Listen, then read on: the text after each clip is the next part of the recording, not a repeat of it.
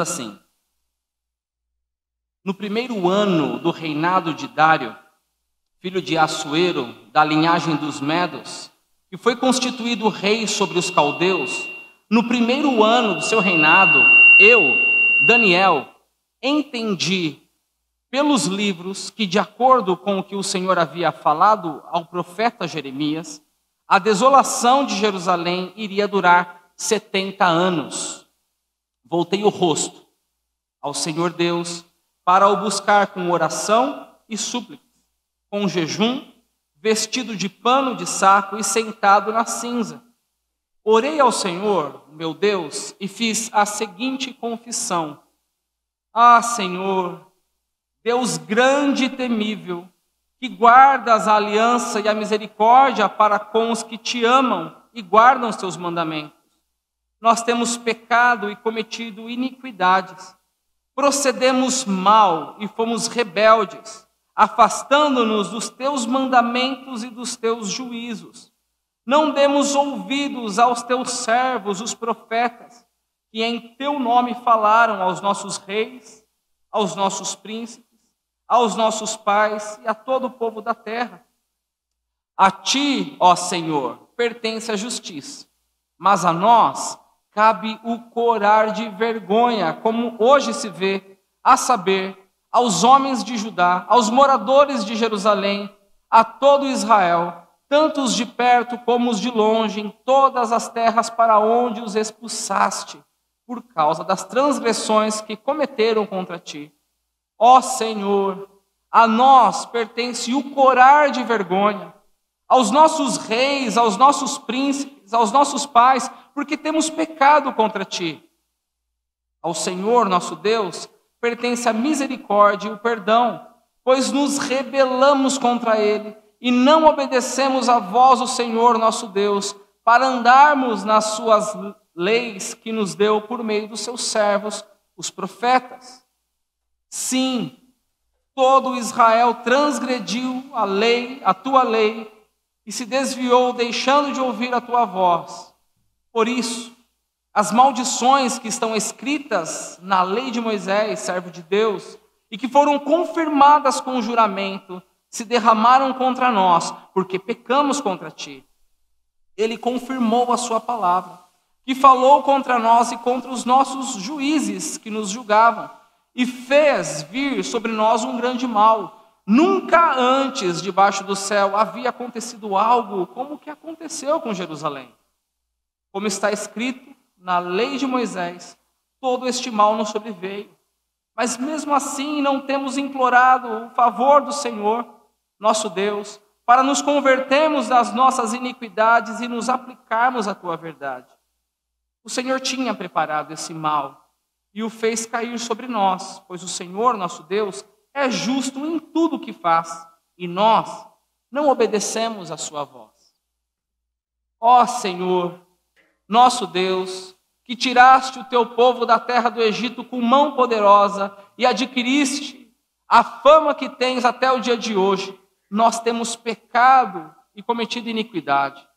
Ó Senhor, segundo todas as tuas justiças, afasta a tua ira e o teu furor da tua cidade de Jerusalém, do teu santo monte, porque por causa dos pecados e por causa das iniquidades de nossos pais, Jerusalém e o teu povo se tornaram um objeto de deboche para todos os que estão ao redor de nós.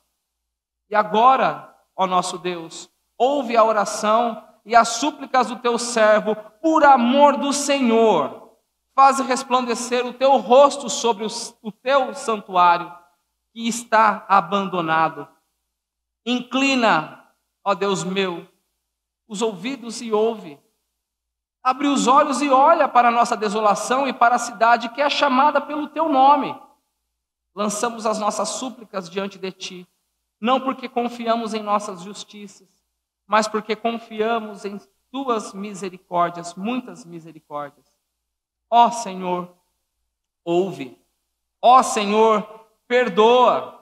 Ó Senhor, atende-nos e age. Não te demores, por amor de ti mesmo, ó meu Deus, porque a tua cidade e o teu povo são chamados pelo teu nome. Louvado seja o Senhor pela leitura da sua palavra. Vamos orar mais uma vez?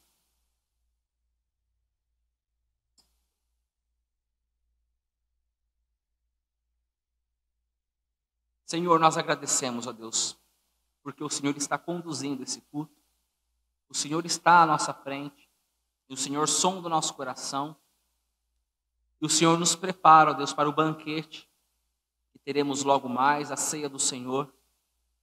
Pedimos que agora o Senhor venha iluminar essa palavra que acabamos de ler ao nosso coração, que o Senhor nos ajude, ó Deus, a aplicá-la no nosso dia a dia, no nosso relacionamento com o Senhor. Em nome de Jesus. Amém. Senhor, dá-me a Escócia, senão eu morro. Dá-me a Escócia ou eu morrerei. Essa era a oração do reformador John Knox, século XVI. Homem que tinha um profundo desejo de ver um avivamento em seu país, de ver o seu povo escocês abandonando a idolatria e abraçando a reforma protestante. John Knox orava com uma oração, digamos, encharcada de lágrimas, uma oração carregada do desejo de conversão dos seus. É uma oração muito parecida com essa oração que nós lemos aqui nessa manhã, a oração de Daniel, servo do Senhor, conforme o próprio anjo Gabriel diz, homem muito amado por Deus. Se tem algo que se destaca na vida de Daniel, é a oração. O livro todo de Daniel é um livro de oração. Daniel começa a ter ele tem um envolvimento muito forte com a oração, desde a sua adolescência. Quando nós vamos para o capítulo 2, por exemplo, Daniel, um adolescente, está no palácio, na corte do rei Nabucodonosor, na Babilônia. E certa vez o rei teve um sonho e ninguém conseguia decifrá-lo.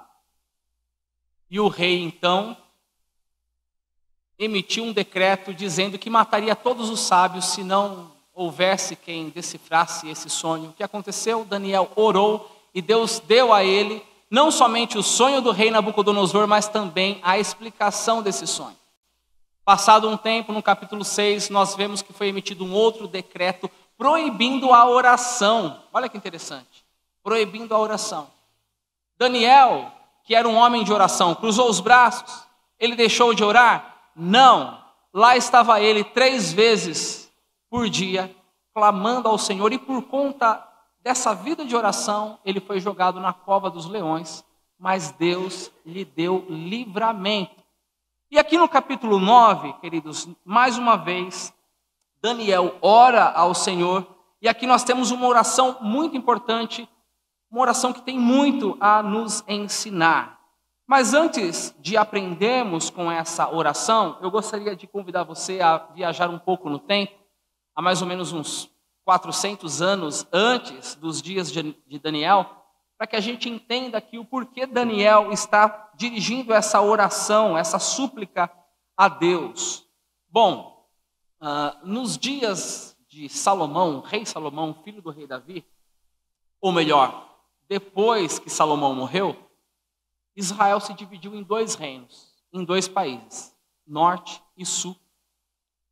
E cada país seguiu a sua história de apostasia peculiar. De pecado em pecado, de injustiça em injustiça, de abismo em abismo. Foi nessa época em que Deus levantou os profetas em Israel. Os profetas se levantavam no meio do povo, chamando a nação ao arrependimento, dizendo, caso vocês não se arrependam, Deus fará com que se levante reinos poderosos e vão levar vocês daqui. Nessa disputa de quem pecava mais entre o norte e o sul, o norte acabou ganhando. E como resultado da desobediência do povo, o que aconteceu? Vieram os assírios e acabou com o reino do norte, levando muitos, espalhando pelo império da Assíria. Quase um século depois, vem o Império Babilônico. Vem Nabucodonosor, o rei, e cerca e captura a cidade de Jerusalém e leva muitos judeus ao exílio em 3 deportações. Entre os deportados havia um adolescente de 14 anos chamado Daniel.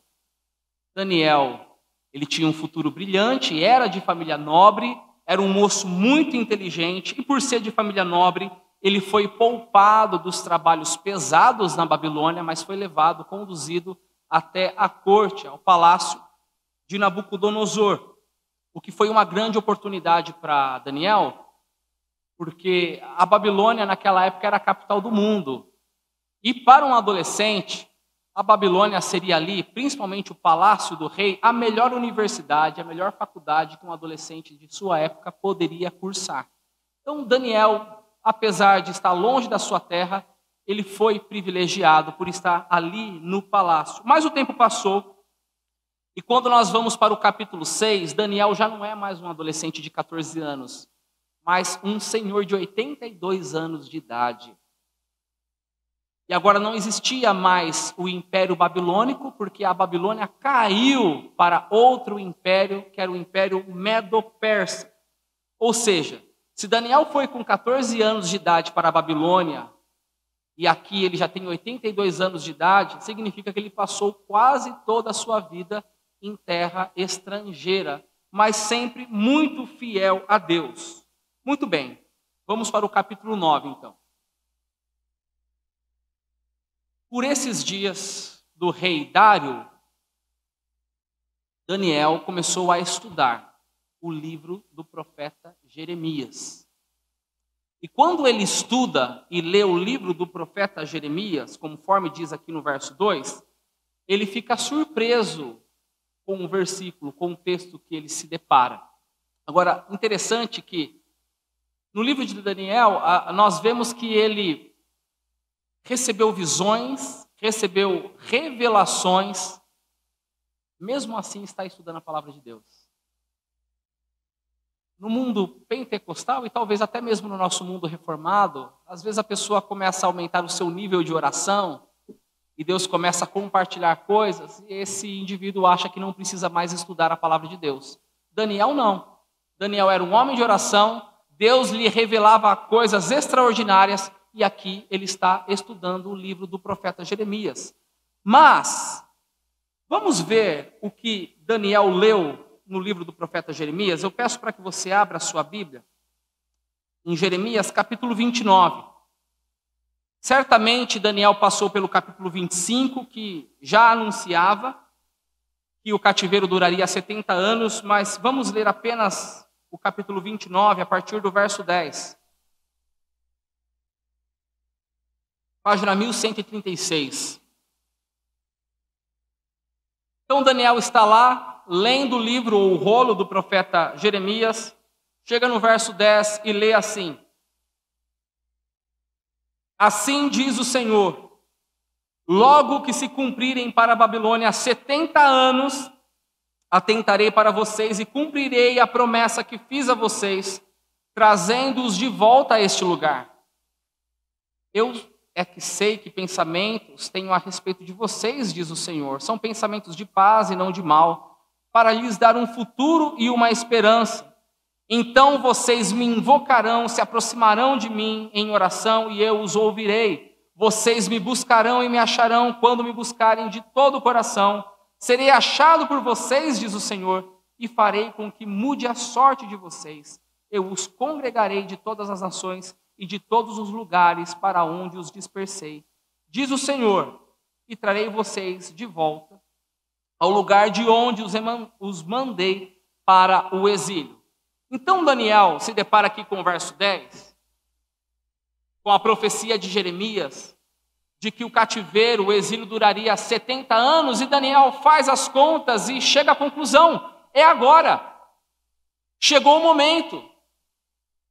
Só que, por um lado, Daniel tem a promessa do retorno do exílio, mas quando ele olha para o seu povo, ele encontra uma nação completamente apática, longe de Deus, acostumada com o estilo de vida da Babilônia. É como se, durante esse tempo, eles tivessem perdido a identidade de judeu. É como se Jerusalém não fosse a terra deles. E a Babilônia, que era apenas um exílio, que era algo passageiro, eles já tinham assumido como a sua nova nação. Então, por causa disso, Daniel se depara com a promessa, com o decreto de Deus, o exílio durará 70 anos. Mas, por outro lado, ele vê que as coisas não estão andando, que o seu povo está longe de Deus, essa segunda parte aqui não está se cumprindo, então vocês me buscarão e me acharão, não está se cumprindo. O que Daniel faz? Ele ora. E é uma oração aqui muito firme, meus irmãos. Voltando para Daniel capítulo 9, o verso 3, diz que Daniel orou com súplicas, jejum, vestido de pano de saco e sentado na cinza. Agora eu gostaria de destacar algumas coisas, fazer algumas considerações dessa oração que Daniel faz a partir do verso 4. Essa oração de Daniel é uma escola, é um curso de como nós devemos orar. O verso 4, você vai reparar que Daniel começa adorando a Deus. É assim que nós iniciamos ou devemos iniciar as nossas orações. Sempre adorando a Deus. A oração que Jesus ensina também começa assim: Pai nosso que estás nos céus, santificado seja o teu nome. Começa com uma adoração. Felizmente, muitas das nossas orações começam com um pedido. Mas a oração de Daniel, várias orações que nós temos na Bíblia, a oração de Jesus começa com adoração, engrandecendo o nome do Senhor. E é interessante nessa adoração que Daniel faz, é uma adoração reverente a Deus. Não sei quantos de vocês se lembram, mas nos anos 90 houve uma moda na igreja que era a oração de intimidade. As pessoas arriscavam a chamar Deus de paizinho, enfim, não que isso seja errado. Mas muitas vezes a oração ela tinha palavras de intimidade, mas pouca comunhão com Deus. Agora Daniel está orando aqui a um Deus que ele sabe que até mesmo os anjos, os serafins, cobrem o rosto diante da face de Deus.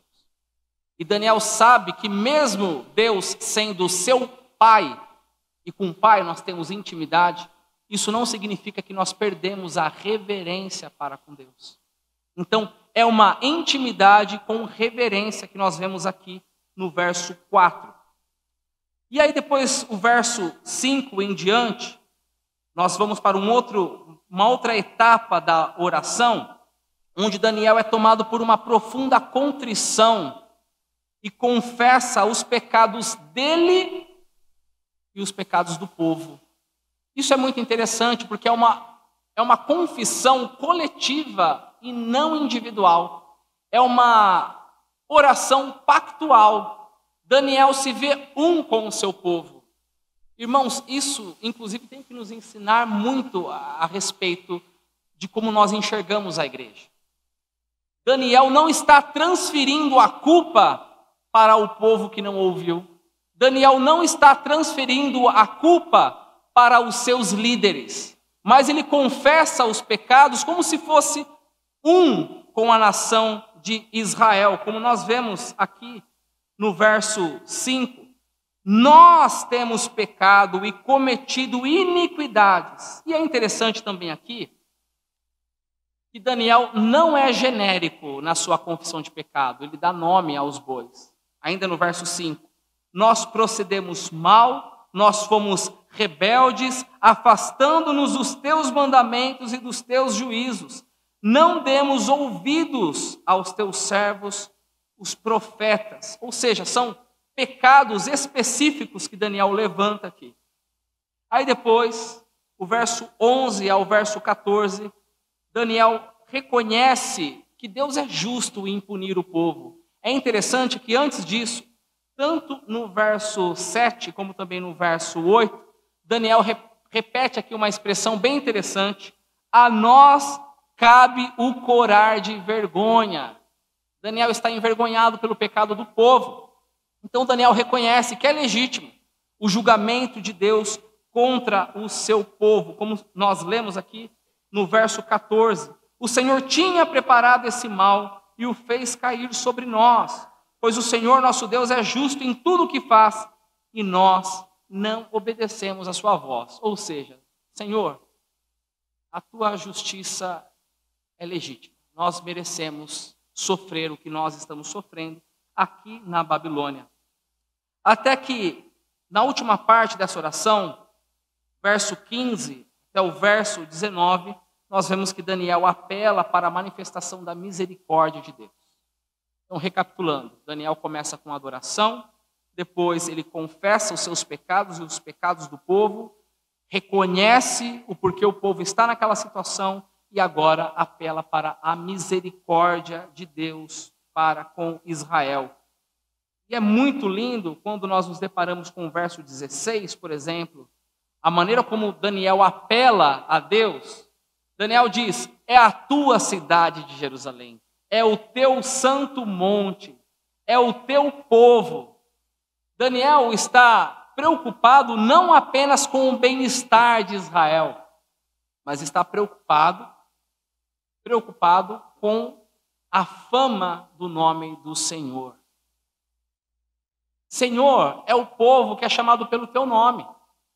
Se o Senhor não agir em nosso favor, as nações vizinhas vão questionar a bondade e a fidelidade do Senhor, porque esse povo carrega o teu nome. E aqui termina então a oração de Daniel, no verso 19 e do verso 20 em diante, que não é o tema da nossa exposição. Nós vemos que Deus responde a essa oração. Deus envia o anjo Gabriel para anunciar como será esse livramento. E mais importante do que isso, é um trecho depois do verso 20, em que Deus promete a chegada do Messias para resolver de vez o problema do pecado do povo de Israel. Então essa é a oração de Daniel. E meus irmãos, eu gostaria de extrair algumas lições, algumas aplicações para nós nessa manhã. A primeira coisa que eu gostaria de destacar aqui nessa oração de Daniel, e também em toda a vida de Daniel, é que ele encontrou no decreto de Deus, naquilo que já havia sido determinado por Deus, ele encontrou na promessa do Senhor motivação para orar. Muita gente pensa que porque Deus decretou algo e porque Deus prometeu algo, eu não preciso orar. Mas quando Daniel se depara com essa promessa, vai durar 70 anos. O que Daniel faz? Cruza os braços? Não. Daniel ora ao Senhor. Nós não temos desculpa quando nós nos deparamos com a promessa e com um decreto eterno.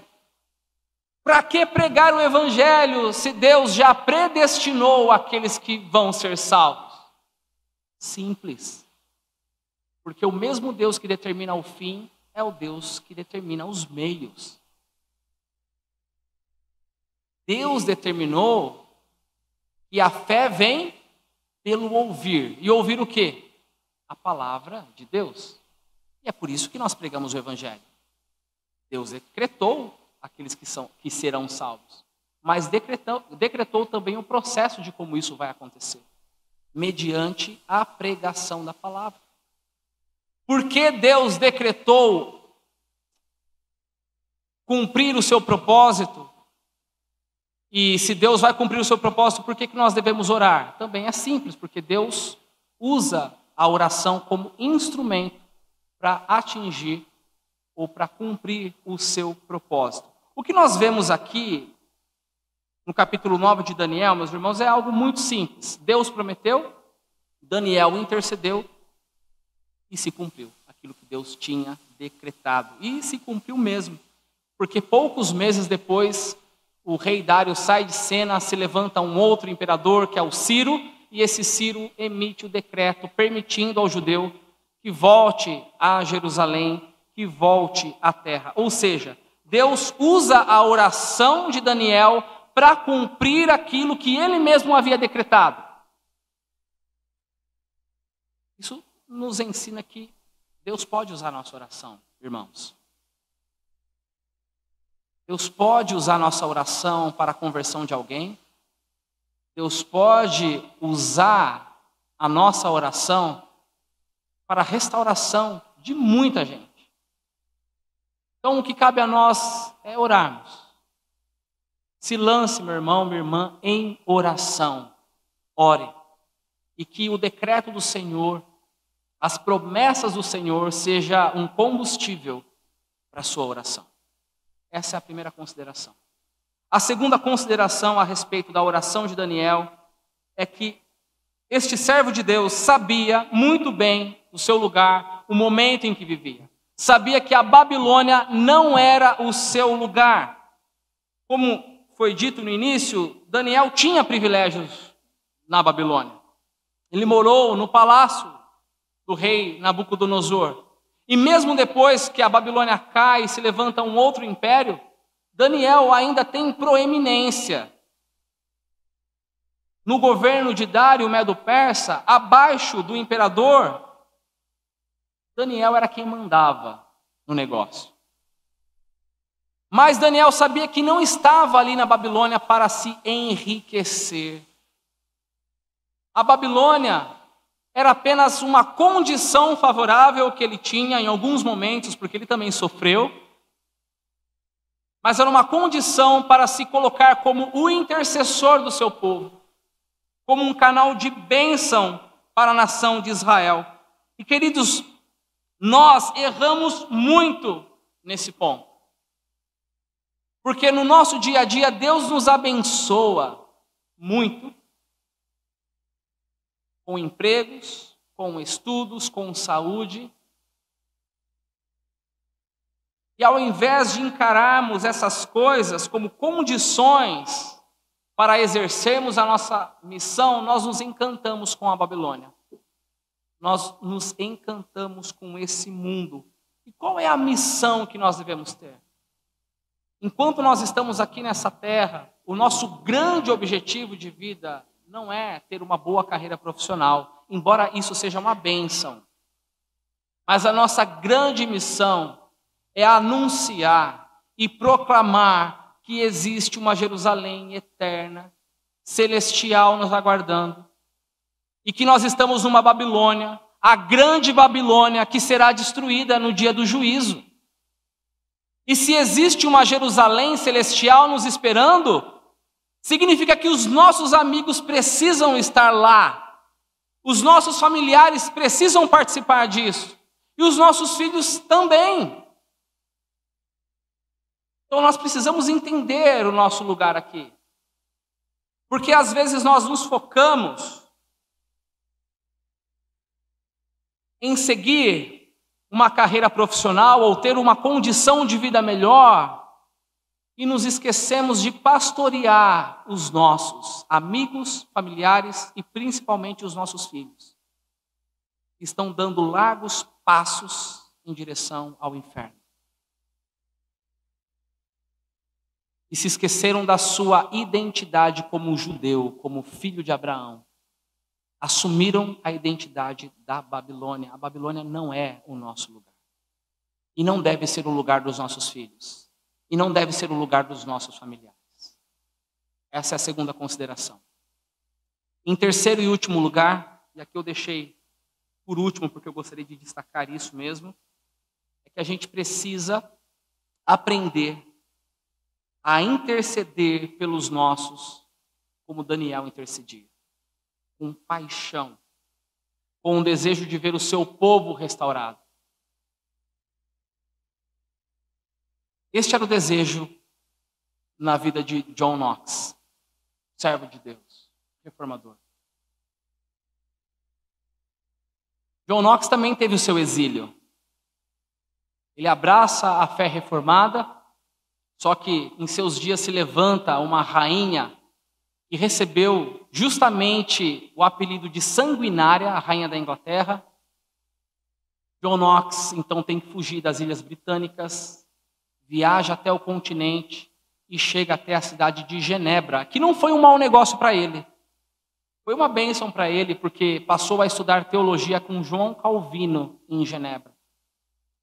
Ali em Genebra, John Knox tinha os seus privilégios, tinha certa paz, mas o seu coração estava com os escoceses.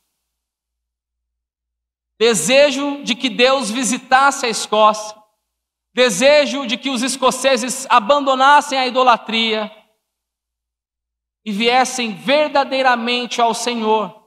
Várias vezes, sua esposa chamava John Knox para almoçar, para jantar, e ele dizia: como eu posso me alimentar em paz se o meu povo está perdido, longe de Deus? E diz a história que uma das orações mais frequentes da vida de John Knox era essa. Aí ele começava dizendo: Senhor, dá-me a Escócia ou eu morro. Aguardava um momento de silêncio e repetia novamente: dá-me a Escócia, Senhor, ou eu vou morrer.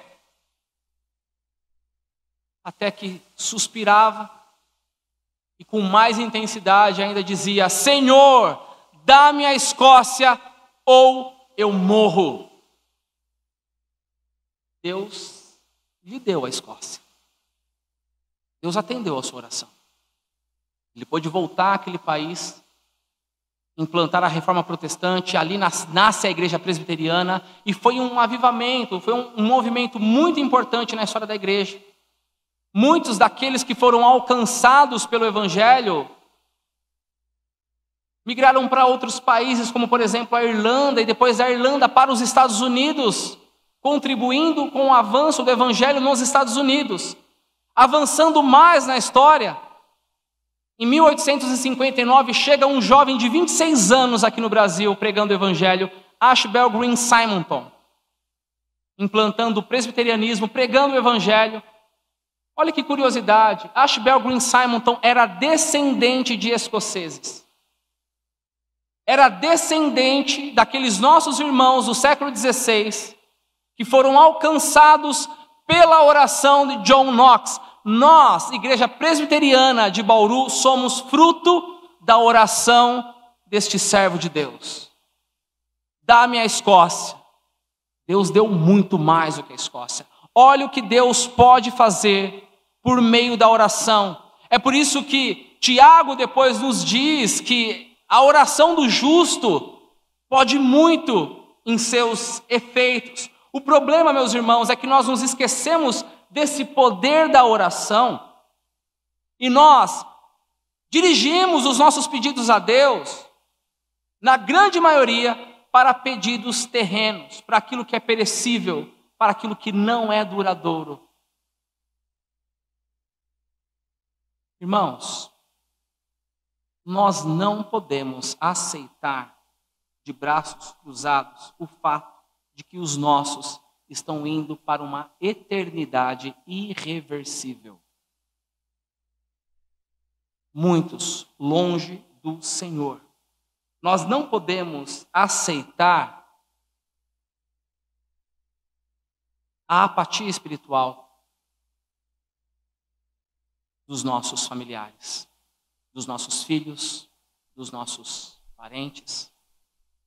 Eu sei que aos olhos humanos, alguns casos são impossíveis, mas nada é impossível para Deus. Eu acredito que, humanamente falando, para Daniel era impossível a restauração do seu povo, a volta para Jerusalém. Para John Knox, olhando a situação da Escócia no século XVI, humanamente falando era impossível. Mas a oração do justo pode muito em seus efeitos. Nós não podemos ficar tranquilos enquanto nós não vemos a restauração dos nossos amigos, dos nossos familiares e principalmente dos nossos filhos. Falando em filhos, queridos, é importante sim que tenhamos em nossas casas estabilidade financeira. Isso é muito importante. É bênção de Deus. E nós devemos sim pedir por isso. É importante que os nossos filhos tenham uma boa formação. É importante que você passe, sim, em cargos públicos, se for aberta essa porta para você. É importante que seus filhos passem no vestibular. Mas, mais importante ainda é que o seu nome, o nome da sua família esteja escrito no livro da vida. Esse é o mais importante.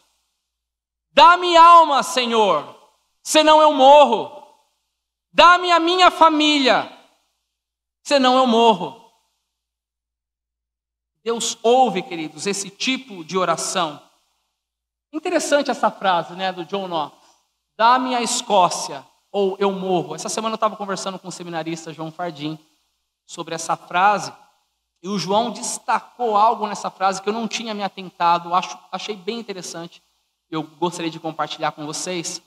O João reparou o seguinte, que a salvação na Bíblia sempre está ligada com morte. Já reparou nisso? Salvação e morte são dois assuntos que se combinam na Bíblia. E de fato, nessa manhã nós só estamos aqui sendo encorajados a orar pelos nossos porque alguém morreu orando por nós. O Senhor Jesus Cristo, o nosso sumo sacerdote, que nos apresentou como nosso sacerdote diante de Deus, orou por nós a ponto de suar sangue e morreu por nós. Então, salvação e morte se combinam na Bíblia. Qual é a implicação disso para nós, queridos?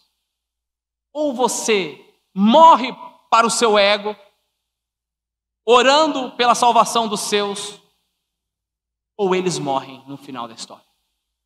A morte eterna. Um ou outro tem que morrer.